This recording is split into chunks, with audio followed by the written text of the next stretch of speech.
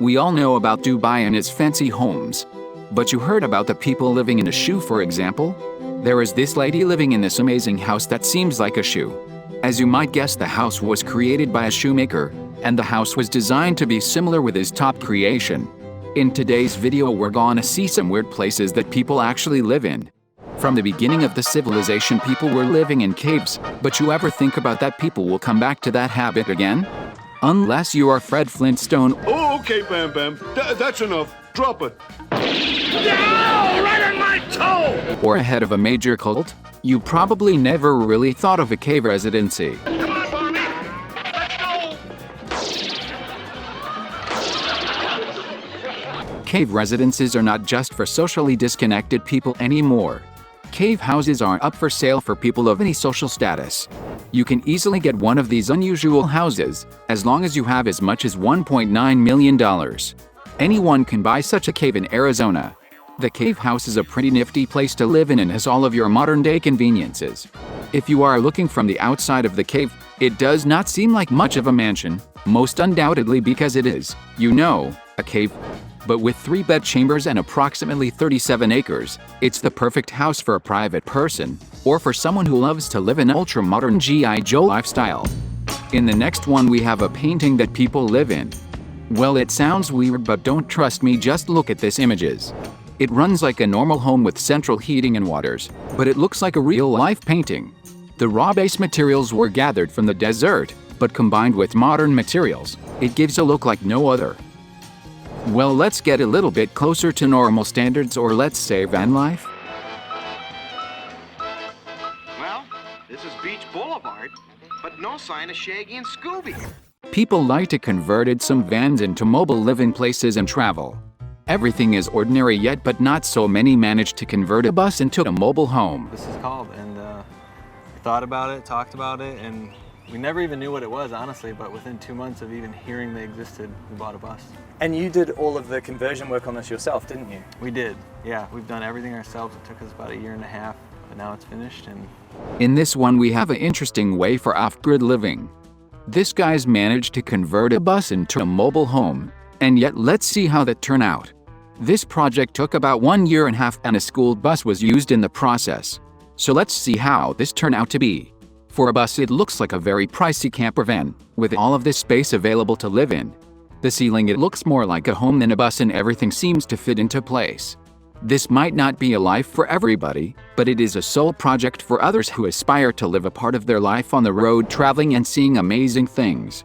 Now let's get back to more unsold places, and even with a long history.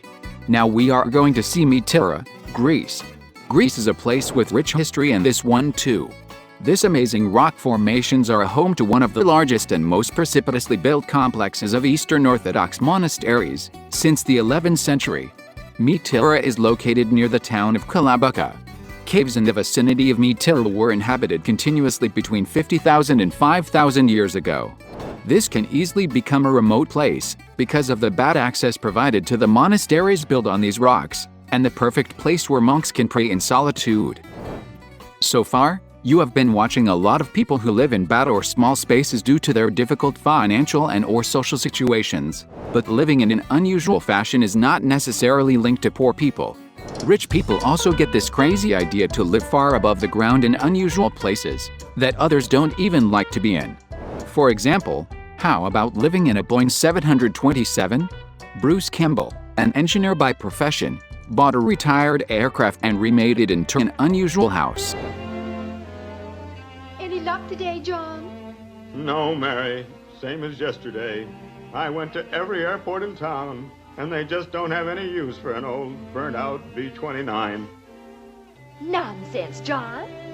The 3-engine commercial airplane is fixed up on concrete columns in an outlying wooded area outside of Portland, Oregon. The plane home is established above ground, with the distinctive features of the plane and house combined under one roof. If you ever imagined how a house in the middle of the desert looks like, well, you might not be so far away from the reality and actually see it here. This is named High Desert House in Joshua Tree National Park, USA. A spectacular example of his work is the 5,000 square foot engineering marvel known as High Desert House on the edge of Joshua Tree National Park's alien landscape. by the idea of a house that's blended with the environment. Even the furniture need to be custom made. After Kellogg completed the building, famed artisanal designer John Ugran came on board and spent the next 14 years meticulously crafting all the furniture and decor elements for the interiors. Every interior surface was crafted, inlaid, or textured with natural materials such as steel, mahogany, or glass tiles, giving it this alien world look. Unlike the Titanic that most people fantasize about when talking about ships, life on a ship might not be exactly what one might wish it to be. How about living on an abandoned sea fort? The Spitbank retired in 1982 and since has been in the hands of a few private holders until 2010, when the present proprietors bought it. Currently, it is 8 suites, an open-air heated pool, a champagne bar on the rooftop, and a spa. A really nice hotel transformation has been done to it since new owners took charge of it. If you're interested in living in these dwelling places, there are about 10 abandoned sea forts that are available for purchase. Many of these sea forts used to operate as lighthouses. As time went on, they were difficult to repair and abandoned. Now these abandoned places make for the nicest and strangest homes. We talked earlier about Fred Flintstone, who is a comic character in a cartoon series dedicated to the Stone Age. This is where you get your lumps, Loud Rock. First I'll dazzle you with my fancy footwork. Are you gonna fight or do the Charleston? Oh, Fred! Well, I can tell you that house is as real as we are right now. Located in the Hillsborough, California. The house really look inspired from that cartoon series. The house was designed by architect William Nicholson and built in 1976 as one of several experimental domed buildings using new materials. It was constructed by spraying shotcrete onto steel rebar and wire mesh frames over inflated aeronautical balloons.